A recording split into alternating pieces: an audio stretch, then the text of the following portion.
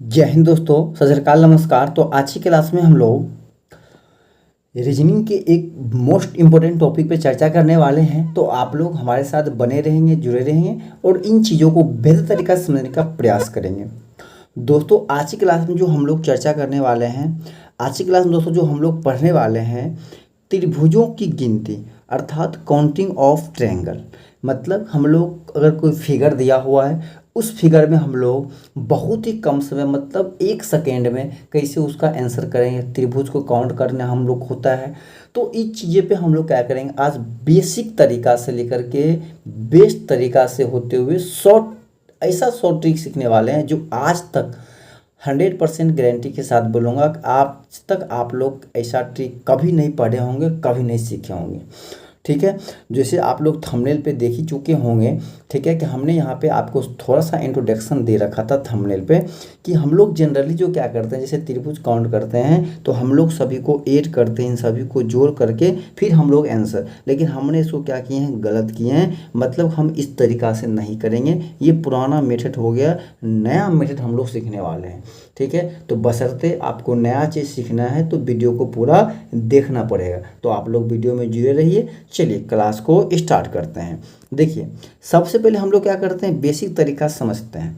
देखिए टाइप हमारा ये कौन सा है, तो टाइप मेरा ये 1 है। देखिए अगर यह थोड़ा सा मान लीजिए, अगर यह त्रिभुज है तो यह कितना होगा, इसको हम लोग काउंट करेंगे तो कितना त्रिभुज हो गया, यह एक त्रिभुज हो गया। कितना हो गया त्रिभुज, यह एक त्रिभुज हो गया। अब यह एक त्रिभुज हो गया। अब यहाँ पे देखिएगा, इसी एक त्रिभुज में क्या है, यहाँ पे देखिएगा एक लाइन है। कितने लाइन है, एक लाइन है। तो सभी टीचर अगर इस प्रकार का त्रिभुज काउंट करना होता है तो सभी टीचर यहाँ पे बताते हैं घिसी पिटी जो पुरानी लॉजिक है कि चलो ये एक है और ये दो है, दोनों को लिख लो और इन दोनों को आपस में ऐड कर दो तो 1+2 कितना हो जाएगा, 3। अर्थात इसमें जो टोटल त्रिभुज होंगे कितने हो जाएंगे, 3। ठीक है, ये चीज़ तो सही है बट ये बहुत पुराना हो गया। अब नया चीज़ हम लोग कुछ सीखते हैं। नया क्या है, देखिए गिनती तो हमें करना ही है 1 और 2।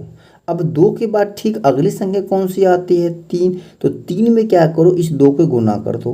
3 में क्या करो, इस 2 को गुना कर दो, कितना हो गया 6। और 6 में फिर क्या करो, 2 का डिवाइड कर दो। बताओ भागफल कितना आ गया, 3। तो बताओ क्या त्रिभुज में कितने, इस देखो इसमें क्या बताओ, 3 त्रिभुज हैं, है कि नहीं। देखो एक, देखो ये छोटा वाला त्रिभुज हो गया, पहले गिन लो। और यह एक छोटा वाला कितना हो गया, 2। और एक पूरे बड़ा वाला हो गया तो कितना हो गया, 3। तो बताइए क्या इसमें 3 त्रिभुज है। अब चलिए ये थोड़ा और हार्ड हो गया, ये थोड़ा और चीज़ें क्या हो गया, ये जो चीज़ें हो गया थोड़ा और समय ले रहा है। ठीक है, इससे भी कम समय में कैसे करेंगे, देखिए यहाँ पे अगर मान लीजिए हम काउंट करेंगे, अभी मान लीजिए हमारे पास यहाँ पे कितने लंब था, एक था। अगर मान लीजिए यहाँ पे और एक लंब आ जाता है, ठीक है, एक और लंब है, ये कितना हो गया, 1 2 और कितना हो गया, 3। अब 3 हो गया तो हमें लास्ट संख्या में देखना है, लास्ट क्या है मेरा, 3। और 3 के जस्ट बाद कौन संख्या आता है, 4। तो इन दोनों में आपस में गुणा करेंगे, 3 चौक कितना हो गया, 12। अब 12 में 2 का डिवाइड करेंगे तो कितना हो गया आपका, 6। अर्थात कुल त्रिभुजों की संख्या कितनी हो जाएंगे, 6। आप जोड़ के देख लीजिए तो 1+2+3 बराबर क्या है, 6 नहीं होता है, 6 होता है। तो आपको इतना ऐड करने की जरूरत नहीं है। बाद में जो हम अभी ये हम डिवाइड कर रहे हैं, बाद में जाकर हम ये डिवाइड भी नहीं करेंगे, हम आपको टेक्निक जरूर बताएंगे। ठीक है, वो भी टेक्निक बताएंगे, लेकिन अभी हम लोग बेसिक से सीख रहे हैं तो चीज़ों को आसानी से समझने का प्रयास करेंगे। ठीक है, जैसे मान लीजिए यह है एसएससी का क्वेश्चन है, जैसे मान लीजिए कहता है कि इसमें कितने त्रिभुज है। तो आप जो जनरली करते हैं वो तो आपको काउंट करना ही पड़ेगा, 1 2 3 और 4। अब आपको करना क्या है कि लास्ट में कौन संख्या है, 4 है तो 4 लेना है। 4 के जस्ट बाद कौन संख्या आता है, 5। दोनों को गुना कर दीजिएगा, कितना हो जाएगा, 20। और 20 में क्या करना है कि 2 से भाग करना है। तो 20 में अगर 2 के भाग कीजिएगा तो कितना हो जाएगा, 10 होगा। अर्थात इसमें टोटल त्रिभुज कितने हो जाएंगे, 10 हो जाएंगे, जो आपके ऑप्शन बी में है। इसीलिए बी आपका क्या हो जाएगा, करेक्ट आंसर। अब ये तो आपका हो गया गुना भाग करने का। अब यहाँ से हम एक और नया चीज़ आपको सिखाते हैं, अब आप लोग को समझ में आ जाएगा। देखिए नया चीज़ क्या है बताइएगा, यहाँ पे जो लास्ट संख्या आपका है, ये लास्ट संख्या क्या है, 4 है। अगर ये लास्ट संख्या क्या है, 4 है, तो अगला संख्या क्या आएगा, 5 आएगा। ठीक है, क्या आएगा, अगला संख्या क्या आएगा, 4 के बाद 5 आएगा। अब आपको ये दिमाग लगाना है, यह जो 4 है, यह 4 आपका बताइए सम संख्या है या विषम संख्या, सम संख्या है या विषम संख्या। अब एक चीज बताइए, अगर यह सम है तो अगला फिक्स एक विषम संख्या आएगा, अगर यह 4 सम संख्या है तो अगला क्या आएगा, ठीक इसके अगला क्या आएगा, विषम संख्या 5 आएगा। तो आपको करना क्या है, चाहे या तो इसका लास्ट वाला अगर सम होगा तो यह क्या होगा, विषम। अगर यह मान लीजिए अगर 3 तक रहता तो अगर यह विषम है तो 3 के जस्ट बराबर अगला कौन आएगा, 4। तो मतलब कि अगला 4 क्या होगा, सम होगा। मतलब दोनों में से कोई एक ना एक क्या होगा, सम होगा। दोनों में से कोई एक क्या होगा, सम होगा। अगर यह सम होगा तो यह क्या होगा, विषम। अगर यह विषम होगा तो अगला क्या हो जाएगा, सम। इतना समझ में आ गया ना। तो जो सम है उसको पहले ही आधा कर लो। मतलब यह जो क्या है 4, तो 4 का पहले आधा करेंगे कितना हो जाएगा, 2। और 4 के बाद अगला संख्या कौन होता है, 5। तो 5 गुने का 2 कितना हो गया, 10। देखिए आपका आंसर 10 नहीं आ गया। ठीक है, और करते हैं फिर आप लोग को और समझ में आएगा। देखिए सबसे पहले क्या करना है, यहाँ पे नंबरिंग कर लेना है 1 2 3 4 5 6 7। अब देखिए अगर अब यहाँ पे देखिए 7 आ गया। अब 7 क्या है, विषम संख्या। तो अगर 7 विषम है तो 7 के बाद अगला कौन सा संख्या आएगा, 8 आएगा। तो हमें 8 से गुना नहीं करना है, 8 का आधा कर लेना जो। अब अगर ये विषम है, अगर ये 7 विषम है तो ये तो बात फिक्स है। अगर ये 7 क्या है, विषम है, अगर ये 7 क्या है, विषम है, तो अगला 8 फिर आएगा तो क्या आएगा, सम। क्योंकि लगातार संख्या एक सम होगा तो एक विषम, एक सम होगा तो एक विषम होगा। ठीक है, तो अगर यह विषम आ गया तो अगला क्या होगा, मेरा सम होगा। तो अगला हमारा सम कितना है, 8। तो 8 का आधा हम पहले कर लेंगे, कितना हो जाएगा, 4। तो 4 से गुना करेंगे तो 7 गुने 4 कितना हो जाएगा, 28। अर्थात आपका कौन सा ऑप्शन है, तो ऑप्शन नंबर ए आपका क्या हो जाएगा, करेक्ट आंसर। आप चाहे तो सब कुछ जोड़ के भी देख लें। ठीक है, देखिए 1 + 2 + 3 + 4 + 5 + 6 + 7। ठीक है, देखिए 3 3 6 4 कितना हो गया, 10। ठीक है, 6 5 11 7 कितना हो गया, 18। 18 10 कितना होता, 28। बताइए हुआ कि नहीं, हुआ कि नहीं। तो हम जो काम इतना जोड़ने में करेंगे, बस हमको करना क्या है, बस 7 लेना है, 7 लेना है। 7 का अगला क्या आता है, 8। 8 का अगर सम है 8 तो उसका आधा क्या होगा, 4। 4 से गुना करेंगे, 7 चौक 28। अगर हम मान लीजिए अगर 6 तक ही होता, ये क्या होता है, 6 तक ही होता है, तो 6 होता है तो 6 का आधा कितना होता है, 3। और 6 के बाद अगला कौन आएगा, 7। 7 कितना हो गया, 21। तो कितना होता है, त्रिभुज यहाँ पे 21 होता है। बात समझ में आ गया। चलिए हम लोग और प्रैक्टिस करते हैं। देखिए अब यहाँ पे थोड़ी चीज़ें डिफरेंट है, हम लोग पहले इसको भूल जाते हैं। हम लोग पहले इसको भूल जाते हैं कि ये है कि नहीं है, पहले हम लोग इसको भूल जाते हैं, पहले हम लोग जनरली करते हैं। तो कितना हो जाएगा, जनरली हम लोग करेंगे तो 1 2 3 और कितना हो गया, 4। ठीक है, कितना हो गया, 4 हो गया। ठीक है, चलिए अब 4 हो गया तो 4 हमारा क्या है, जब 4 हो गया तो 4 हमारा क्या है, सम संख्या।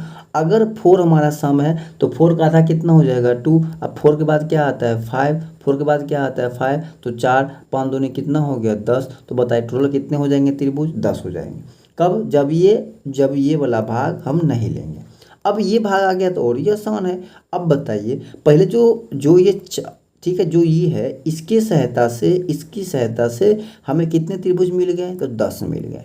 ठीक है, अब ऊपर में हमें तो यही इसी को काउंट करना है ना बाकी। चूंकि मान लीजिए ये तो दोहरा रहा है ना, अभी जो दोस्तों हम लोग किए हैं, अभी हम लोग इस बेस पे किए हैं ना, अभी हम लोग किस बेस पे काउंट किए हैं, तो इस बेस पे काउंट किए। तो इस बेस पे कितने लंब है, तो 1 2 और 3 लंब है। तो हम लोग ने खासा काउंट किए हैं, तो 1 2 3 और 4। तो जिस बेस पे हमने काउंट किए तो अंतिम कितना है, 4। और 4 हमारा क्या है, इवन नंबर है, सम संख्या है। तो 4 का था कितना होता है, 2। और 4 का अगला क्या होता है, 5। तो हमने गुना कर दिया। मतलब इस बेस पे अगर मैं इसको हटा दूं तो इस बेस पे अभी मेरा 10 त्रिभुज बन रहा है। तो अब हम लोग फिर कहाँ पे आएंगे, इस बेस पे आएंगे। अब इस बेस पे आएंगे तो फिर यहाँ पे लिखेंगे 1 2 3। अब 3 हमारा क्या है, विषम है। तो 3 के बाद अगला क्या आएगा, 4। और 4 का आधा कितना होगा, 2। मतलब हमें 2 से गुना करना है। तो 3 गुने 2 कितना होगा, 6। तो 10 + 6 कितना हो जाएगा, 16 हो जाएगा। कितना हो जाएगा आपको, 16 हो जाएगा, जो कि आपके ऑप्शन बी में है। इसीलिए आपका ऑप्शन बी यहाँ पे क्या हो जाएगा, राइट आंसर हो जाएगा, करेक्ट आंसर हो जाएगा। बातें समझ में आया, किसी को यहाँ तक तकलीफ है नहीं ना। आप लोग ऐसे जनरली भी कर सकते हैं, जो आप लोग मेरे से आप पे बिलीव है उस पर भी कर सकते हैं। देखिए 3 2 एक कितना, 3 3 6 4 कितना हो गया, 10। तो देखिए 10 नहीं हुआ क्या, और 3 2 5 1 6 नहीं हुआ क्या, 6 नहीं हुआ। और 10 + 6 कितना, 16 नहीं होगा। आपका ऑप्शन बी क्या हो जाएगा, करेक्ट आंसर हो जाएगा। ठीक है, चलिए और अभी है इस पर हम लोग और प्रैक्टिस करेंगे। चलिए देखिए, पहले हम क्या करते हैं, फिर हम लोग इन चीज़ों को भूल जाते हैं। पहले हम लोग फिर क्या करते हैं, इन चीज़ों को भूल जाते हैं। इन चीज़ों को हम लोग क्या करते हैं, भूल जाते हैं। तो फिर हम लोग इस बेस पे आते हैं 1 2 3 और 4। फिर वही बात, 4 जैसे आ गया मतलब 4 का आधा 2 हो जाएगा। अब 4 के अगला क्या आएगा 5, मतलब कितना हो गया 10। मतलब इस बेस पे हमें कितने त्रिभुज मिल गए, तो भाई 10 मिल गए। हम बोलेंगे सर इस बेस पे मुझे 10 मिल गया। अगर इस बेस पे 10 मिला है, अब एक चीज़ बताइए, इस बेस पे अगर मुझे 10 मिला है तो ये जो बेस है ये भी हमारे सभी में है, ये भी क्या है सभी में है। मतलब कि अगर मान लीजिए 10 इस बेस पे है तो 10 त्रिभुज हमें इस बेस पे भी मिलेगा, क्योंकि 3 लंब अगर यहाँ है तो 3 लंब देखिए यहाँ पर भी है। तो इसका मतलब कि अगर यहाँ पे 10 दे रहा है तो ये भी कितना देगा 10, और यहाँ पर भी देखिए 3 लंब है तो ये भी कितना देगा 10 देगा। इसका मतलब कि 10 गुने का 3 या 10 + 10 प्लस कितना हो जाएगा 30 हो जाएगा। तो आपका ऑप्शन ए यहाँ पे क्या हो जाएगा, करेक्ट आंसर हो जाएगा। अब आपको यहाँ पे करना क्या है, अगर ऐसा प्रश्न रहे तो सिंपल सी बात देखिए क्या करना है समझिएगा, ठीक है। करना क्या होता है एग्जाम में, तो सबसे पहली बात आप इस बेस पे एक बेस पे निकाल लीजिएगा तो कितना निकल जाएगा 10। और उसके बाद देखिए ये लाइन कितनी है 1 2 और 3, बेस कितनी है 3 है ना, 1 2 और 3 बेस है तो इसमें 3 का गुना कर देना भाई, तो सीधे कितना हो जाएगा 30। आपका आंसर ए। बातें समझ में आ रहा है। चलिए अगला देखिएगा। अब यहाँ पे क्या करना है, फिर वही बात, पहले क्या करना है, जैसे मान लीजिए पहले ये त्रिभुज है, पहले आपको एक बेस पे निकालना होगा। पहले इस बेस पे निकालोगे तो 1 और 2, तो 2, ठीक है, 2 का आधा कितना 1, अगला संख्या 2 के बाद क्या आएगा 3, तो इस बेस पे कितना बन जाएगा 3। तो बेस कितना है 1 2 और 3, कितना बेस है 3। इसका मतलब 3 गुने का 3, टोटल कितना बनेगा यहाँ से 9 बनेगा, ठीक है 9 बनेगा।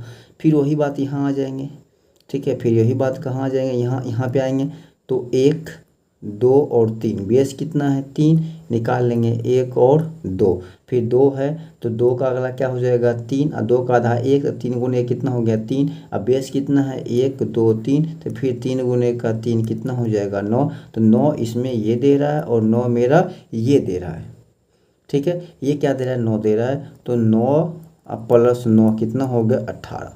अभी तो 18 हो गया ये जनरली।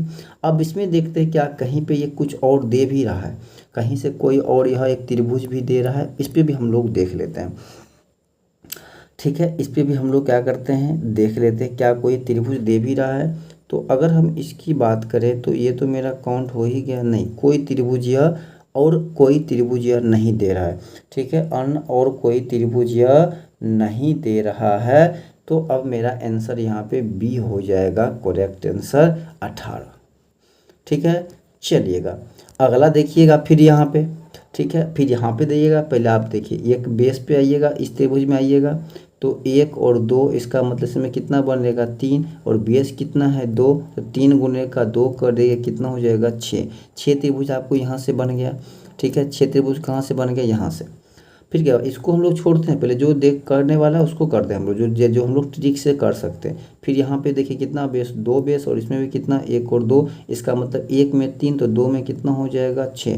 सिंपल सी बात, 2 में कितना हो जाएगा 6। यहाँ पे आ जाएंगे हम लोग, फिर कितना देखिए 1 2, इसका मतलब 1 में कितना बनेगा 3, तो बेस कितना 1 2 3, तो 3 गुने का 3 करेंगे कितना हो जाएगा 9, 9 6 15, और 15 और 6 कितना हो जाएगा 21। अभी तक हमने 21 कर लिए हैं, कितना काउंट कर लिए 21 कर लिए हैं। अब देखिए 21 के बाद आइएगा तो यहाँ से देखिएगा 21 के बाद आइएगा तो और कोई देखिए 21 के बाद यहाँ पे ट्रायंगल बन रहा है। 21 के बाद आइएगा तो हाँ यहाँ पे देखिएगा तो एक ट्रायंगल देखिएगा यहाँ पे ये बन रहा है, ठीक है, ये वाला देखिएगा एक ट्रायंगल बन रहा है, और एक ट्रायंगल देखिएगा तो ये वाला बन रहा है, ठीक है। एक ट्रायंगल आपका ये वाला बन रहा है, ठीक है, एक ट्रायंगल आपका ये बन रहा है, ठीक है, एक ट्रायंगल आपका ये वाला बन रहा है। और देखिए तो कितना हो गया 2, तो 21 प्लस 2 कितना हो गया आपका 23 हो गया। उसके बाद देखिएगा ध्यान लगाइएगा, ये जो बड़ा वाला त्रिभुज है देखिएगा, यही सब मिस करते हैं। ये जो बड़ा बेस जो है, इस बड़ा बेस पे भी ना त्रिभुज बन रहा है। यह जो बड़ा बेस है, इस बड़ा बेस पे देखिएगा एक यह यहाँ से यहाँ देखिएगा एक यह बन रहा है, ठीक है, और एक यह बन रहा है और एक अपने आप में बड़ा है, तो 3 तो अभी और बन रहा है ना, तो 23 और 3 कितना हो गया, 26 हुआ। अभी तक कितना हो गया, 26 हो गया। 26 के बाद आइएगा, क्या और कोई त्रिभुज हमें दे रहा है किसी के मिश्रित से, किसी के मिलान से? तो लगभग में मुझे लग रहा है कि अब कोई त्रिभुज नहीं दे रहा है। तो 26 आपका जो यहाँ पे आंसर होगा बी क्या हो जाएगा, करेक्ट आंसर हो जाएगा ऑप्शन नंबर बी 26 हो जाएगा।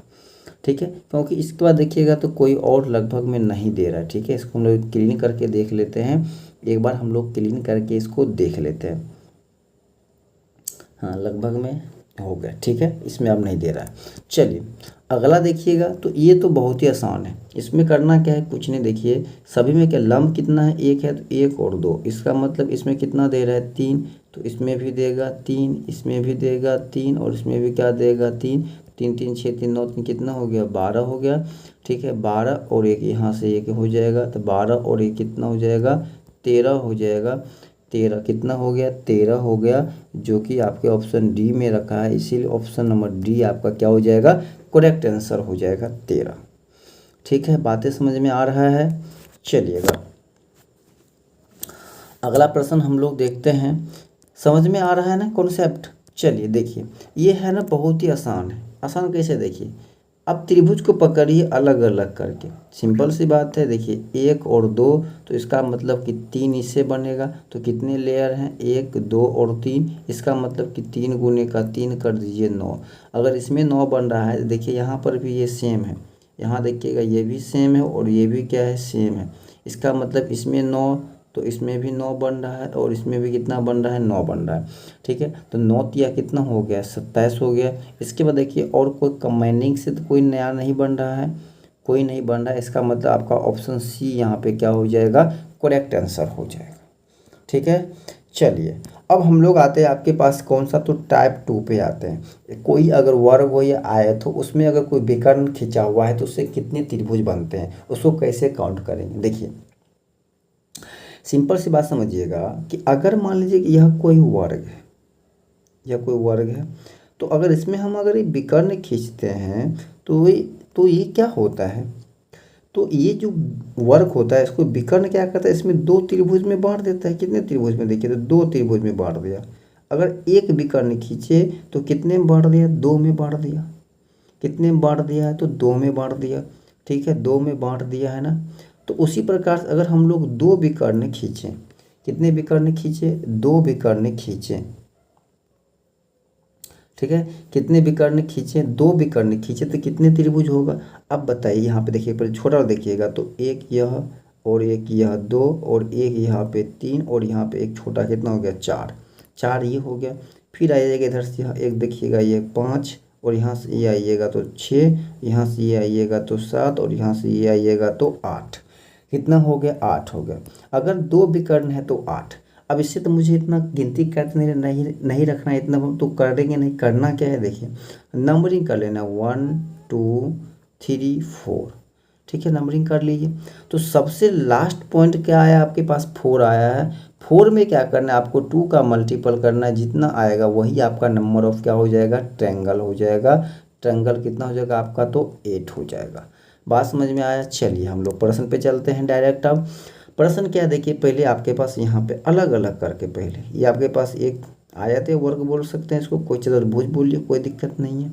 विकर्ण आपके पास 2 है। अगर विकर्ण 2 हो, विकर्ण कितने हो, 2 हो, तो पहले नंबरिंग कर लो भाई, 1 2 3 4। मतलब इससे 4 गुने का 2 कितना आएगा, 8। तो दोनों सेम है, तो 8 गुने का 2 कितना हो गया, 16। मतलब पहले इन दोनों से 16 तो आ गया, 3 4 16 आ गया।